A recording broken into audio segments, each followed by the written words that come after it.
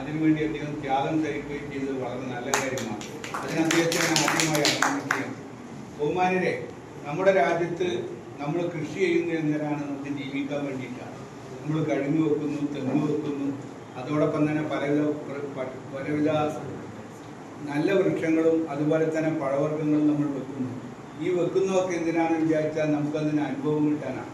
പക്ഷേ ഈ അനുഭവങ്ങളൊക്കെ പലപ്പോഴും മൃഗങ്ങൾ നശിപ്പിച്ചു കൊണ്ടുവരികയാണ്. അതുകൊണ്ട് അതിനെതിരായിട്ടാണ് പ്രധാനമായി യോഗം. രണ്ടാമത്തെ കാര്യം, നമുക്കൊക്കെ മനുഷ്യരാണല്ലോ, നമുക്ക് ജീവിക്കണമെങ്കിൽ നമുക്ക് ആയുസ് വേണം. ഈ ആയുസിനെ നശിപ്പിക്കുന്ന രീതിയിൽ ഏറ്റവും കൂടുതൽ മയക്കുമരുന്നൊന്നും കഴിച്ചിട്ടല്ല വന്യമൃഗങ്ങൾ നശിപ്പിക്കുന്നത്, അത് സ്വയം വന്ന് നശിപ്പിക്കുന്നു. അതുകൊണ്ട് നമ്മുടെ ജീവൻ നശിപ്പിക്കുന്ന ഈ ആളുകൾക്കെതിരായി, വന്യമൃഗങ്ങൾക്കെതിരായ ഒരു കൂട്ടായ്മയാണ് ഇവിടെ. അതുകൊണ്ട് സർക്കാരിനോട് നമുക്ക് ആവശ്യപ്പെടാനുള്ളത്, സർക്കാർ എന്ന് പറഞ്ഞാൽ ജനാധിപത്യ സർക്കാരാണ്. നമ്മുടെ MLA മാരെ കാണും, അതോടൊപ്പം തന്നെ MP മാരെ കാണും. അടുത്ത പാർലമെന്റ് സമ്മേളനത്തിൽ ഈ കാര്യങ്ങൾ നമ്മൾ അവരെ മനസ്സിലാക്കണം. അതിനുവേണ്ടിയുള്ള ശ്രമം നമുക്ക് നടത്തണം. അതിന് എല്ലാ കാര്യങ്ങളും നമുക്ക് നടത്തി